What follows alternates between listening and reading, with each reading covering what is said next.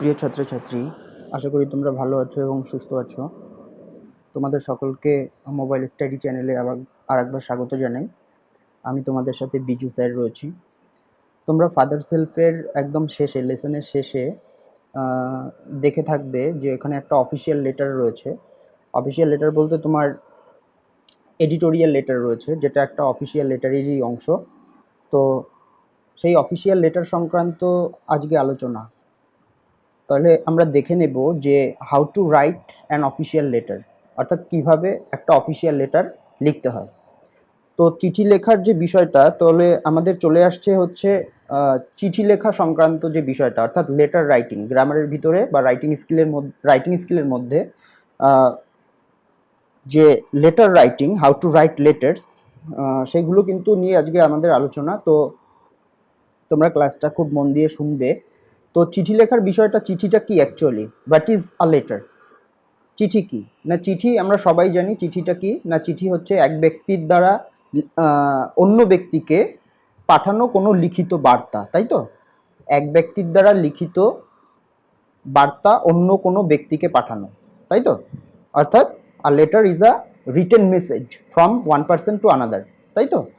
অর্থাৎ একটা চিঠি হচ্ছে এক ব্যক্তির দ্বারা অন্য ব্যক্তির কাছে পাঠানো একটা লিখিত বার্তা। লিখিত বার্তা, এটা কিন্তু মাথায় রাখতে হবে। দ্যাট মিনস আর রিটেন মেসেজ বা লিখিত বার্তা। তো চিঠি লেখার যে ইতিহাস, সেই ইতিহাসের দিকে যদি আমরা তাকাই, তাহলে আমরা দেখতে পাবো যে এই চিঠি লেখার যে রীতি, হ্যাঁ, বা প্রথা, সেটা কিন্তু অনেক প্রাচীন, অর্থাৎ যীশুখ্রিস্টের জন্মের অনেক আগে।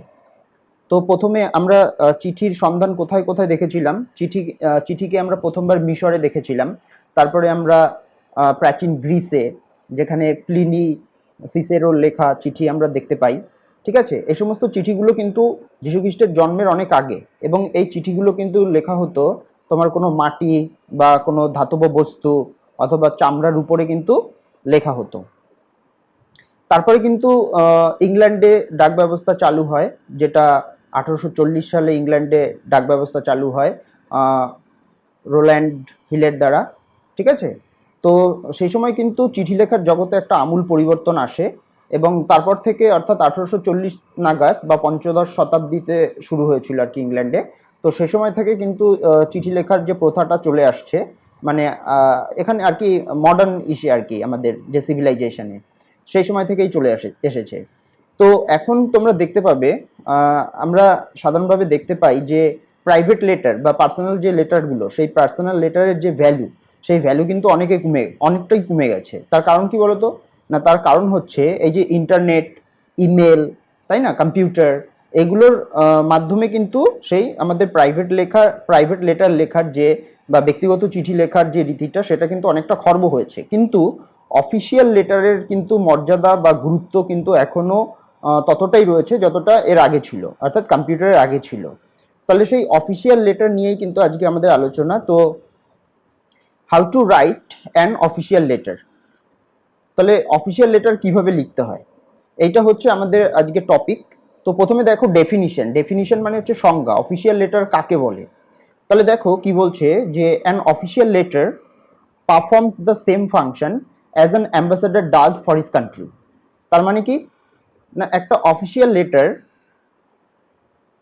ঠিক ততটা ভূমিকা পালন করে, ঠিক যেরকমভাবে একজন অ্যাম্বাসেডর, হ্যাঁ, যে বিদেশে রাজদূত, যে অন্য দেশে থাকে, সে যতটা তার দেশের জন্য একটা ভূমিকা পালন করে, ঠিক ততটাই কিন্তু একটা লেটার বা চিঠি ততটাই ভূমিকা পালন করে।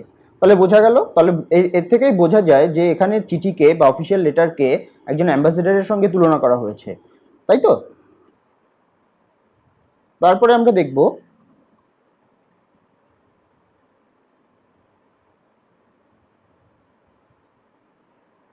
আচ্ছা, this letter is generally written by a student to his or her headmaster or headmistress. এবার আমরা দেখছি এই চিঠিগুলো কোথায় লেখা হচ্ছে, এই যে অফিসিয়াল লেটারগুলো, এগুলো আমরা কোথায় লিখি। তাহলে এই চিঠিটা একজন স্টুডেন্ট বা ছাত্র বা ছাত্রী, সে তার হেডমাস্টার বা হেডমিস্ট্রেসের কাছে লিখতে পারে। আবার কি, আবার দেখো, sometimes it is written by a customer to the branch manager, or sometimes it is written by a common people to some of the departments of government that is finance department, health department, etc. Or sometimes it is written by a common people to the editor of an English newspaper regarding some problems. তার মানে এখানে কি বলা হচ্ছে না, এখানে বলা হচ্ছে যে এই সমস্ত যে চিঠিগুলো, এই চিঠিগুলো কখনো কখনো একজন স্টুডেন্ট সে তার হেডমাস্টার বা হেডমিস্ট্রেসের কাছে লিখতে পারে কোনো সমস্যা নিয়ে। হ্যাঁ, ধরো অর্ধ ছুটি চাই, তোমরা খেলায় জিতেছো, অর্ধ ছুটি চাই, তার জন্য একটা অ্যাপ্লিকেশন করতে হবে। তাহলে হেডমাস্টারকে একটা অ্যাপ্লিকেশন করলে, অথবা তোমার শরীরটা খারাপ লাগছে, তুমি 2 পিরিয়ডে চলে যাবে, এর জন্য একটা অ্যাপ্লিকেশন করতে হলো, তাহলে এক্ষেত্রে আমরা লিখতে পারি।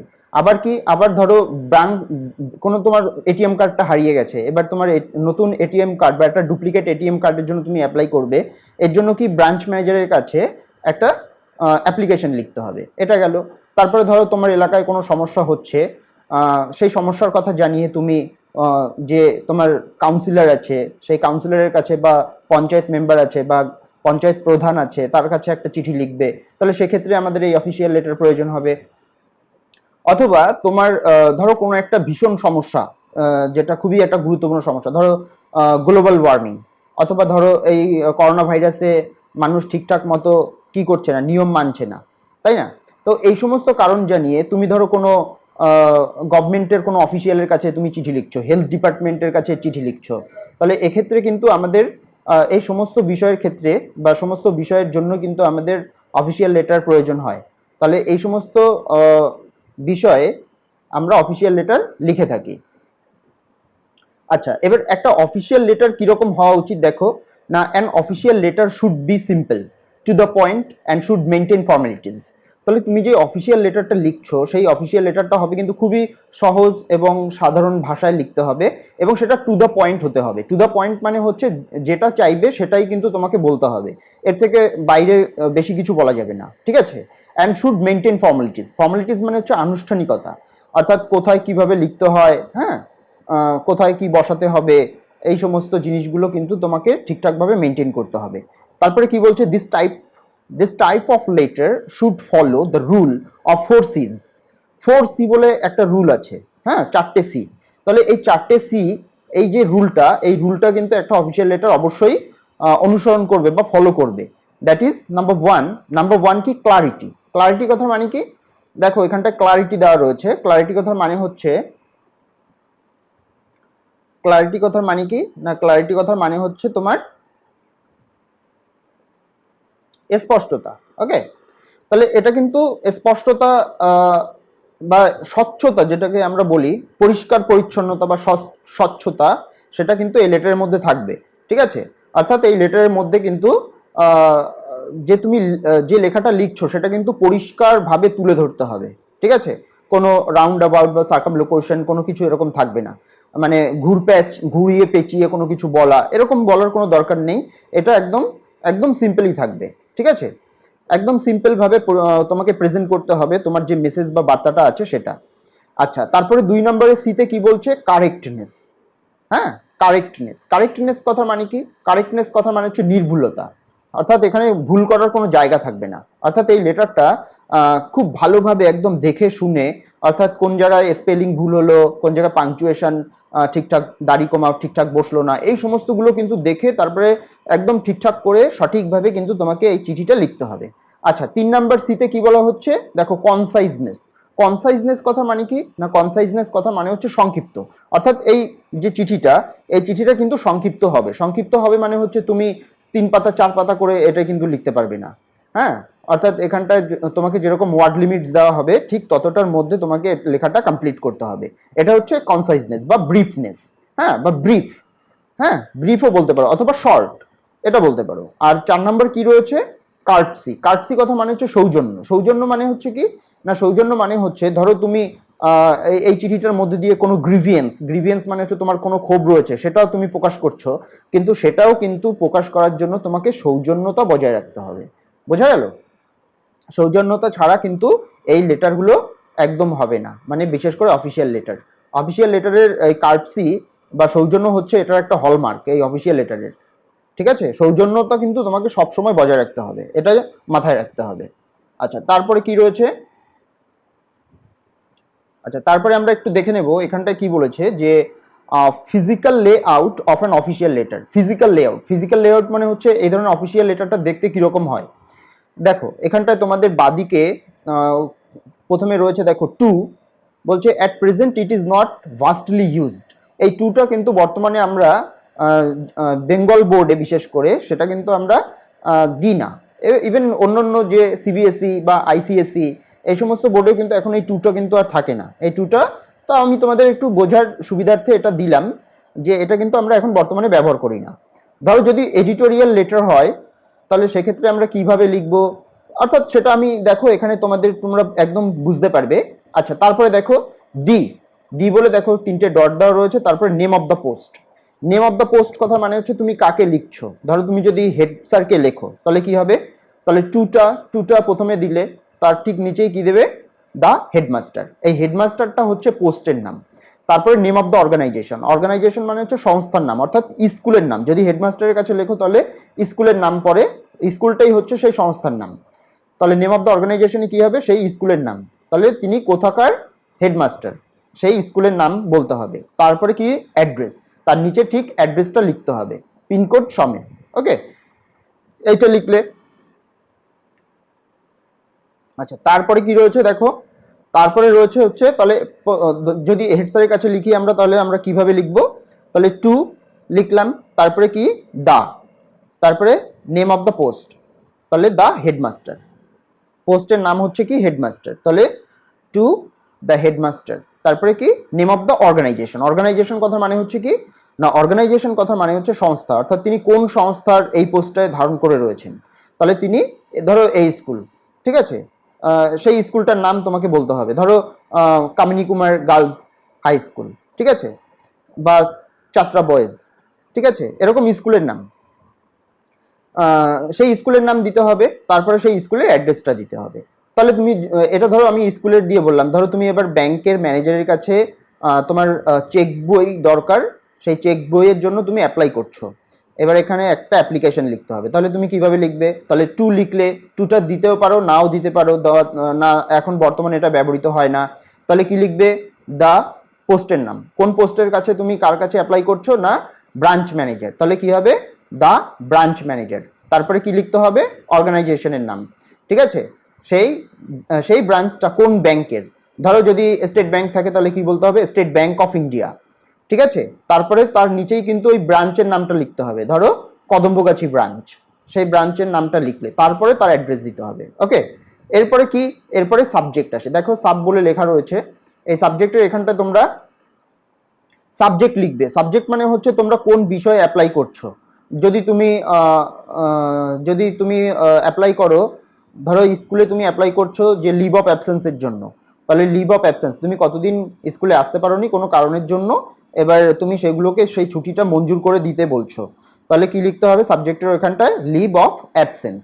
ওকে, এবার যদি তুমি ব্যাংকের ম্যানেজারের কাছে লেখো যে তোমার পাসবইয়ের দরকার, তাহলে তুমি কি লিখবে, এখানটায় সাবজেক্টের এখানটায় লিখবে রিকোয়েস্টিং ফর অথবা প্রেইং ফর অথবা রিকোয়েস্টিং ফর পাসবুক। ওকে, এইটা অথবা চেকবুক অথবা এটিএম কার্ড, এরকম তোমাকে লিখতে হবে, রিকোয়েস্টিং ফর অথবা প্রেইং ফর, এইগুলো লিখলে। আর স্কুলে যেটা বললাম সেটা সাবজেক্টে লিভ অফ অ্যাবসেন্স লিখলেই হবে, যদি ওই বিষয়টা হয়, লিভ অফ অ্যাবসেন্সের ক্ষেত্রে যদি হয়, বা অন্য বিষয়গুলো হলে ঠিক সাবজেক্টটাও কিন্তু ঠিক সেরকম ভাবে তুলে ধরতে হবে। আচ্ছা তারপরে কি আসে, তারপরে আসে হচ্ছে তাকে সম্বোধন করতে হয়। তাহলে প্রথমের যে পোর্শনটা সাবজেক্টের আগে পর্যন্ত, এই পোর্শনটাকে হেডিং বলে, তোমরা এর পরের স্লাইডে দেখতে পারবে। প্রথমে এই টোটাল পোর্শনটাকে হেডিং বলা হচ্ছে, তারপরে সাবজেক্ট, এটা হচ্ছে 2 নম্বর অংশ বা সেকেন্ড পার্ট। আচ্ছা থার্ড পার্টে দেখো স্যার বা ম্যাডাম বলে লেখা রয়েছে, দেখেছো, স্যার বা ম্যাডাম বলে লেখা রয়েছে। এখানে তোমরা একটা স্যার বা ম্যাডামের পরে এখানে তোমরা একটা কমা দেবে, কিন্তু এখানে তোমরা একটা কমা দেবে এখানটায়, ঠিক আছে। আচ্ছা এটা গেল, স্যার বা ম্যাডামের পরে একটা কমা দিতে হবে। এটাকে কি বলা হয়, এটাকে বলা হয় হচ্ছে স্যালুটেশন মানে সম্বোধন করা, অথবা এটাকে কি বলা হয়, স্যালুটেশন বা গ্রিটিংস। এটা কিন্তু 3 নম্বর অংশ তোমাদের চিঠির। চিঠিতে অর্থাৎ তোমার সেটা প্রাইভেট লেটার যখন আমরা আলোচনা করব তখনও দেখতে পারবে যে চিঠিতে কতগুলো অংশ থাকে। তো আমাদের এখানটায় অফিসিয়াল লেটারের ক্ষেত্রেও অনেকগুলো অংশ থাকে। তার ভিতরে প্রথম যে পার্টটা সাবজেক্টের আগে পর্যন্ত ওটাকে হেডিং বলা হয়। তারপরে সাবজেক্ট লিখতে হয়, তুমি কোন বিষয়ে চিঠিটা লিখছো, এটা হচ্ছে 2 নম্বর পয়েন্ট। 3 নম্বরে কি রয়েছে, স্যার বা ম্যাডাম বলে তাকে সম্বোধন করছো। সে যদি স্যার হয় তাহলে স্যার, অথবা যদি ম্যাডাম হয় তাহলে ম্যাডাম। ওকে, এখানে আমরা জেনারেলি স্যার বা ম্যাডামই লিখি। এখানটায় অনেক সময় আবার রেসপেক্টেড স্যার, হ্যাঁ, রেসপেক্টেড ম্যাম, এভাবেও লেখা হয়। সেক্ষেত্রে একটু অপরিচিত হলে এবং সম্মানীয় হলে সেক্ষেত্রে আমরা সেটা লিখতে পারি রেসপেক্টেড স্যার অথবা রেসপেক্টেড ম্যাডাম। তাহলে এটা গেল 3 নম্বর অংশ। এই অংশটাকে কি বলা হয়, স্যালুটেশন অথবা গ্রিটিংস। আচ্ছা, তারপরে দেখো চিঠিটা কিন্তু স্টার্ট হচ্ছে। দেখো এই ধরনের চিঠিগুলো তোমরা নানাভাবে স্টার্ট করতে পারো। প্রথমে এই যে উইথ ডিউ রেসপেক্ট মানে হচ্ছে সম্মানের সঙ্গে জানানো হচ্ছে। উইথ ডিউ রেসপেক্ট মানে হচ্ছে সম্মানের সঙ্গে জানানো যাচ্ছে আই বলে তারপরে তোমার যে বক্তব্যগুলো সেইগুলো। যদি তুমি স্কুলের কাছে লেখো তাহলে স্কুলে কি বলতে হবে, যে উইথ ডিউ রেসপেক্ট আই, তোমার নাম XYZ যাই হয়, I a regular student of your prestigious institution would like to draw your kind attention to a very important matter that is stated below, যেটা নিচে আলোচনা করা হলো। তারপরে সেটা বলবে যে sir I could not attend the school, আমি স্কুলে আসতে পারিনি, ফ্রম এত টু এত মানে এত তারিখ থেকে এত তারিখ, due to fever and headache, যে হেডেক এবং ফিভারের জন্য আমি এত থেকে এত তারিখ পর্যন্ত স্কুলে আসতে পারিনি। So I would like to request you, please grant me leave of absence for those days only. তাই আমি আপনার কাছে অনুরোধ করছি যে আমাকে যদি ওই দিনগুলো যদি ছুটি হিসেবে মঞ্জুর করে দেন তাহলে আমি খুবই উপকৃত হই, এরকম। ঠিক আছে, তারপরে কি লিখতে হবে, এটা ধরো তোমার চিঠিটা, এটাকে আবার কিন্তু 4 নম্বর অংশ বলা হয়, যে উইথ ডিউ রেসপেক্ট, এখান থেকে চিঠিটা শেষ পর্যন্ত, এটাকে বলা হয় মেসেজ, বা এটাকে কি বলা হয়, মেসেজ মানে বার্তা, এই চিঠির বার্তা, অথবা কি বলা হয়, বডি অফ দ্য লেটার, অথবা কি বডি অফ দ্য লেটার বলা হয়। আচ্ছা, তাহলে এটা গেল। তারপরে চিঠিটা লেখা তোমার কমপ্লিট হয়ে গেল। থ্যাঙ্কিং ইউ বললে, দেখো নিচে থ্যাঙ্কিং ইউ দেওয়া রয়েছে। আচ্ছা, তারপরে এবার নিচে ডান দিকে কি রয়েছে, ইয়োর্স ফেইথফুলি মানে হচ্ছে আপনার বিশ্বস্ত, বা ইয়োর্স সিনসিয়ারলি, হ্যাঁ, অথবা ফেইথফুলি ইয়োর্স বা সিনসিয়ারলি ইয়োর্স, এরকম ভাবে আমরা কিন্তু লিখতে পারি, এটা কোনো অসুবিধা নেই। এই যে ইয়োর্স ফেইথফুলি, এটাকে কি বলা হয়, এটাকে সাবস্ক্রিপশন বলা হয়। কি বলা হয়, সাবস্ক্রিপশন অথবা লিভ টেকিং বলা হয়। এটা কত নম্বর অংশ চিঠির, এটা হচ্ছে চিঠির 5th পার্ট বা 5ম অংশ। তারপরে দেখো full name of the sender, যে চিঠিটা লিখছে তার পুরো নাম কিন্তু এখানটা লিখতে হবে। ধরো অনির্বাণ বেরা লিখছে, তাহলে অনির্বাণ বেরা তার ফুল নামটা লিখতে হবে। আর দেখো নিচে ঠিক বাদিকে কোনায় কি রয়েছে, অ্যাড্রেস অফ দ্য সেন্ডারের যে অ্যাড্রেসটা আছে সেই অ্যাড্রেসটা দিয়ে দিতে হবে। তিনি কোথা থেকে চিঠিটা লিখছেন, ডেট, প্লেস, এগুলো দিয়ে দিতে হবে। যেদিন চিঠিটা লেখা হচ্ছে সেই দিন কিন্তু ডেটটা দিতে হবে। ঠিক আছে, তাহলে এইটা তোমরা মোটামুটি একটা ফরম্যাট ধারণা হয়ে গেল তোমাদের। এরপরে দেখো বিষয়টা আরো ক্লিয়ার হবে, পরের উদাহরণগুলো দেখো।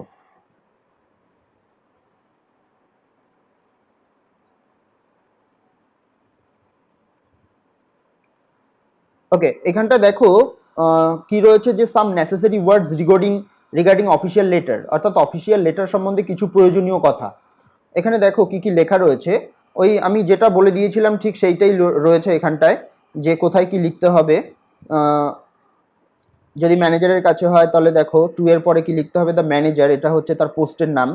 তারপরে কি লিখতে হয়, নেম অফ দ্য অর্গানাইজেশন, ধরো ব্যাংকের কাছে লিখলে স্টেট ব্যাংক অফ ইন্ডিয়া, তার মধ্যমগ্রাম ব্রাঞ্চ, তারপরে ব্রাঞ্চের অ্যাড্রেস দিতে হবে। এটা গেল ব্যাংকের ক্ষেত্রে। তারপরে স্কুলের ক্ষেত্রেও কি হবে সেটাও বলে দিয়েছিলাম আমি। আচ্ছা, তারপরে দেখো when we are writing in response to an advertisement containing only the post box number, a heading should be. তাহলে সেক্ষেত্রে ধরো যদি তুমি কোনো অ্যাডভার্টাইজমেন্ট দিয়েছে পেপারে, তার প্রত্যুত্তরে তুমি একটা চিঠি লিখতে চাও, তাহলে তুমি সেখানে কিভাবে লিখবে, তাহলে কিভাবে লিখতে হবে, টু বসানোর পরে দ্য অ্যাডভার্টাইজার মানে যে অ্যাডভার্টাইজটা দিয়েছে তাকে, তাহলে টু দ্য অ্যাডভার্টাইজার, তারপরে ওখানে একটা বক্স নাম্বার থাকে, সেই বক্স নাম্বারটা লিখতে হয়। দেখো বক্স নাম্বার 1245। তারপরে এটা কোন পত্রিকায় থাকে, দ্য স্টেটসম্যান, আর স্টেটসম্যানের অ্যাড্রেসটা হচ্ছে কলকাতা 7,01,000। ঠিক আছে।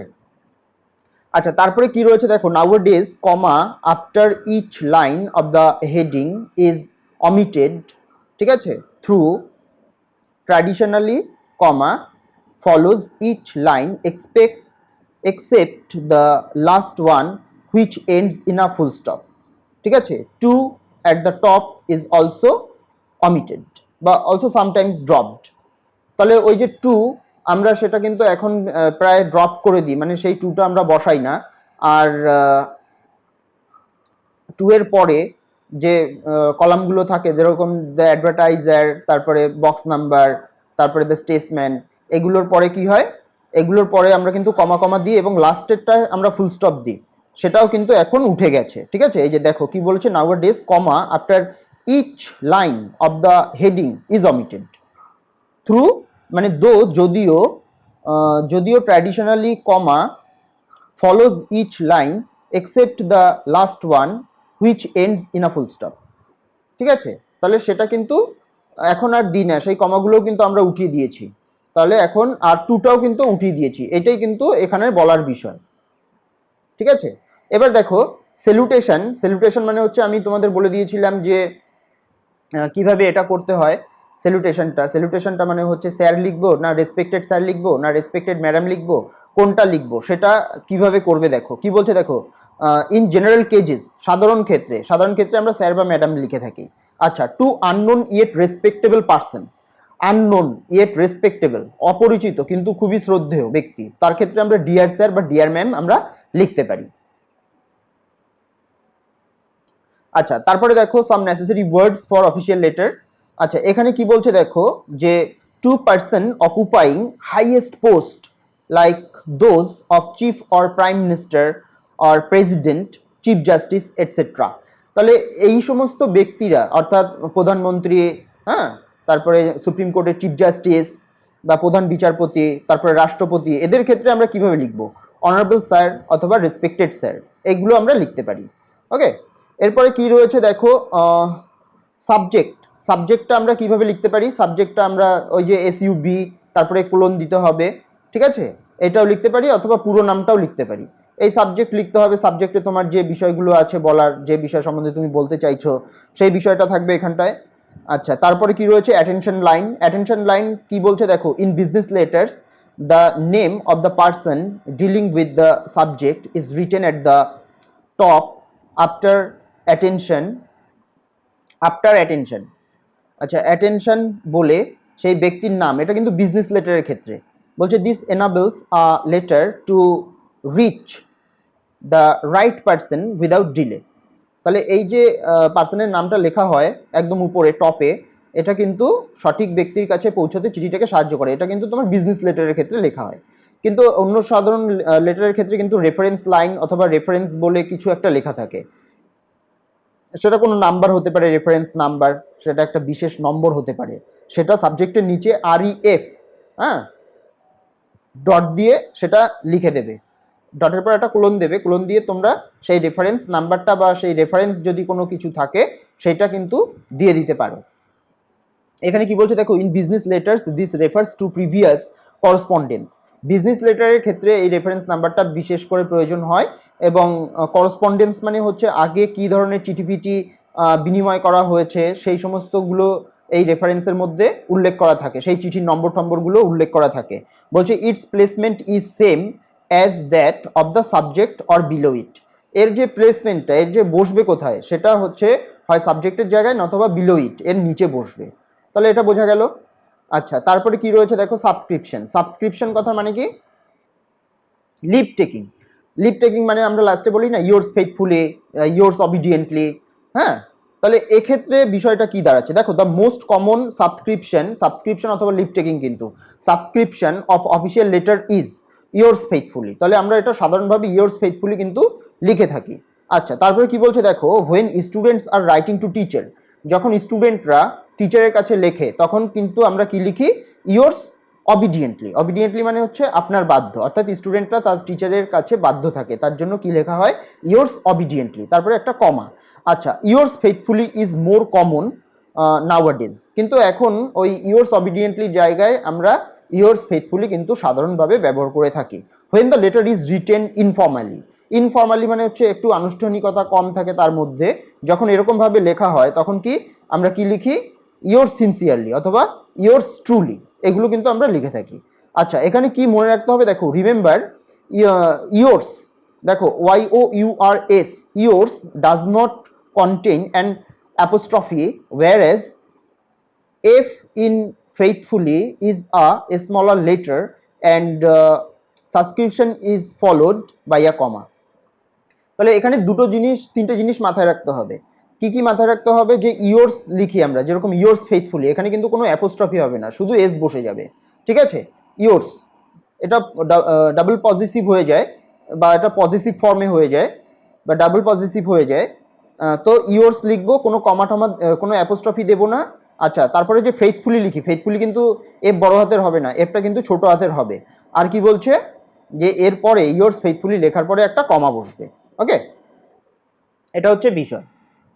আচ্ছা, এরপরে দেখো টেক্সচুয়াল এক্সাম্পল। টেক্সচুয়াল এক্সাম্পল মানে হচ্ছে তোমাদের যে টেক্সটে যে উদাহরণটা দেওয়া ছিল, সেই উদাহরণটা দেখো, এখানে আমি তোমাদের জন্য লেটারটা লিখে রেখেছি, দেখো তোমরা বুঝতে পারবে কি বলেছে এখানটায়, যে a letter to the editor of an English news paper about reckless driving. Reckless driving সম্বন্ধে এবার নিউজ পেপারের এডিটরের কাছে লিখতে হবে, অর্থাৎ নিউজ পেপারের সম্পাদকের কাছে। আমরা আগেই বলেছি যে অফিসিয়াল লেটার কত ধরনের হতে পারে, সেটা একাডেমিক অথবা স্কুল লেটার হতে পারে, তারপরে নিউজ পেপারের এডিটরের কাছে হতে পারে কোনো সমস্যা জানিয়ে, তারপরে কি হতে পারে, কোনো গভর্নমেন্ট অফিস বা আদার কোনো অফিসের কাছে তোমার একটা লেটার হতে পারে, অথবা কি হতে পারে, অথবা কোনো কোম্পানির কাছে বা কোনো বিজনেস বিষয়ে সেই কোম্পানির কাছে চিঠি লেখা হতে পারে। তাহলে এরকম যে ভাগগুলো রয়েছে অফিসিয়াল লেটারের, তার ভিতরে একটা ভাগ হচ্ছে এডিটোরিয়াল লেটার, অর্থাৎ নিউজ পেপারের যে সম্পাদক আছে তার কাছে চিঠি লেখা। এক্ষেত্রে আমরা কি করে থাকি না, এক্ষেত্রে আমরা প্রথমে কি লিখবো, দেখো টুটা তোমরা দিতেও পারো, নাও দিতে পারো, টুটা এখন বাদ দিয়ে দেওয়া হয়। তাহলে টু দ্য এডিটর, তারপরে খবরের কাগজের নাম, সেটা কোন পেপারের এডিটর, তিনি কোন পেপারের সম্পাদক সেটা, দেখো দ্য স্টেটসম্যান লিখলাম। তারপরে স্টেটসম্যানের অ্যাড্রেস কি, দ্য স্টেটসম্যানের অ্যাড্রেস হচ্ছে 4 চৌরঙ্গি স্কোয়ার, কলকাতা 7,01,000। তাহলে দেখেছো, তাহলে এডিটরের আবার কি, এডিটরটা হচ্ছে নেম অফ দ্য পোস্ট। আচ্ছা, তারপরে কি থাকে, নেম অফ দ্য অর্গানাইজেশন হচ্ছে পেপারটা কোন অর্গানাইজেশন, অর্থাৎ পেপারটার নাম, অর্থাৎ দ্য স্টেটসম্যান, তারপরে তার অ্যাড্রেস হলো। এটাকে কি বলা হয়, দেখো দেখিয়ে দেওয়া হয়েছে হেডিং বলে, এটাকে হেডিং কিন্তু বলা হয়। আচ্ছা, 2 নম্বর পার্টে কি থাকে, সাবজেক্ট থাকে, দেখো 2 নম্বর ওখানে দেওয়া রয়েছে। তাহলে কি সম্বন্ধে আমি লিখছি, hazards of reckless driving, hazards of reckless driving, অর্থাৎ হ্যাজার্ডস কথার মানে কি, বাধা বিপত্তি, অফ রেকলেস ড্রাইভিং, রেকলেস কথার মানে হচ্ছে কি না, রেকলেস কথার মানে হচ্ছে তোমার বেপরোয়া, যে বেপরোয়া যে গাড়িগুলো চালানো হচ্ছে, পাবলিক ভেহিকেলস বা জনগণের যে নিত্যযাত্রী যারা যাতায়াত করছে প্রতিদিন, সেই গাড়িগুলো যে ভীষণ সাংঘাতিকভাবে চালানো হচ্ছে, সেইটার কথা কিন্তু এখানে বলা হচ্ছে। হ্যাজার্ডস মানে তার যে প্রবলেমস, হ্যাঁ, সেই প্রবলেমস, রেকলেস ড্রাইভিং অর্থাৎ বেপরোয়া গাড়ি চালানোর যে বাধা বিপত্তি, সেটা হচ্ছে আমাদের এটা সাবজেক্ট। আচ্ছা, তারপরে কি লিখলাম, দেখো স্যার বলে কমা দেওয়া হয়েছে। আচ্ছা, এটাকে কি বলা হয়, এটাকে স্যালুটেশন বলা হয় অথবা গ্রিটিংস বলা হয়। দেখেছো, দেখো তোমরা একটুখানি দেখতে পাবে, দেখো 3 নম্বর পয়েন্টে কি রয়েছে, স্যার লিখে কমা, এটাকে, এই পয়েন্টটাকে কি বলা হয়, স্যালুটেশন অথবা, সরি এখানে স্যালুটেশন স্পেলিংটা ভুল আছে, SALUTA, স্যালুটেশন, SALUTATION হবে এখানটায়। আমি খুবই দুঃখিত, এটা সম্ভবত অ্যাভয়েড করা হয়ে গেছে, দেখা হয়নি পরে। এটা তোমরা স্পেলিংটা ঠিক করে নাও, স্যালুটেশন, SALUTATION, ওকে, স্যালুটেশন অথবা গ্রিটিংস বলে এটাকে। আচ্ছা, তারপরে দেখো আমরা কিভাবে লেটারটাকে স্টার্ট করছি, এটাকে কি বলা হয়, বডি অফ দ্য লেটার, সেটা পাশে লেখা আছে বাদিকে, ভার্টিক্যালি লেখা আছে, সেটা তোমরা দেখতে পাবে একটু পরে। দেখো এবার আমরা এখানে কিভাবে স্টার্ট করছি এই ধরনের লেটারটা, যেটা এডিটোরিয়াল লেটার। দেখো, I shall be highly obliged if you kindly allow me, অর্থাৎ আমি খুবই উপকৃত হব যদি আপনি দয়া করে আমাকে অনুমতি দেন, to ventilate through the column of your, বা through the columns of your esteemed daily, to ventilate, ventilate কথার মানে হচ্ছে আমাদের যে রাগ ক্ষোভ সেটাকে উগরে দেওয়া, সেটাকে ভেন্টিলেট বলা হয়। যদি আপনি আমাকে আমার রাগ ক্ষোভগুলো উগরে দেওয়ার জন্য আমাকে অনুমতি দেন, আপনার এই যে থ্রু মানে মধ্যে দিয়ে the columns of your steam daily, steam daily মানে হচ্ছে স্টিমড মিনস ফেমাস বা বিখ্যাত, আর ডেইলি মানে হচ্ছে নিউজ পেপার। তাহলে আপনার বিখ্যাত খবরের কাগজের যে কলাম রয়েছে, স্তম্ভ রয়েছে, তার মধ্যে দিয়ে যদি আপনি আমাকে আমার যে ক্ষোভ রয়েছে বা যে অভিযোগ রয়েছে সেগুলো যদি ব্যক্ত করার সুযোগ করে দেন, তাহলে আমি খুবই অবলাইজড হব, বাধিত থাকিব। ঠিক আছে, তাহলে কি the problems of reckless driving, তাহলে কি সম্বন্ধে, যে রেকলেস ড্রাইভিং, যে বেপরোয়া গাড়ি চালানো হচ্ছে তার যে সমস্যা, সেই সমস্যাগুলি যদি আপনি দয়া করে আমাকে আপনার এই বিখ্যাত খবরের কাগজের কলাম বা স্তম্ভের মধ্যে দিয়ে যদি প্রকাশ করতে দেন, তাহলে আমি খুবই উপকৃত হব। তাহলে এটা হচ্ছে স্টার্টিং। তাহলে এই ধরনের লেটারের ক্ষেত্রে যদি যেখানে ক্ষোভ ঠোভ প্রকাশ করা হবে, সেক্ষেত্রে তোমরা এই প্রথমে স্টার্টিংটা নিতে পারো এখান থেকে। আচ্ছা, তারপরে কি বলছে দেখো, day by day, day by day কথার মানে হচ্ছে কি প্রতিদিন, অর্থাৎ দিনের দিন, দিন দিন যেটাকে আমরা বলি, ডে বাই ডে, দিন দিন, the toll of accidents due to reckless driving is soaring high. মানে কি, অর্থাৎ দিন দিন দেখা যাচ্ছে যে রেকলেস ড্রাইভিংয়ের জন্য, অর্থাৎ এই বেপরোয়া গাড়ি ঘোড়া চালানোর ফলে অ্যাক্সিডেন্টের যে সংখ্যা সেটা সোরিং হাই। সোরিং হাই মানে হচ্ছে যেন তরতর করে উপরের দিকে উঠে যাচ্ছে, অর্থাৎ সেই ঘটনাগুলো, অ্যাক্সিডেন্টের বা দুর্ঘটনাগুলো বেড়ে যাচ্ছে। The drivers of public vehicles drive at breakneck speed without maintaining traffic signals and lights.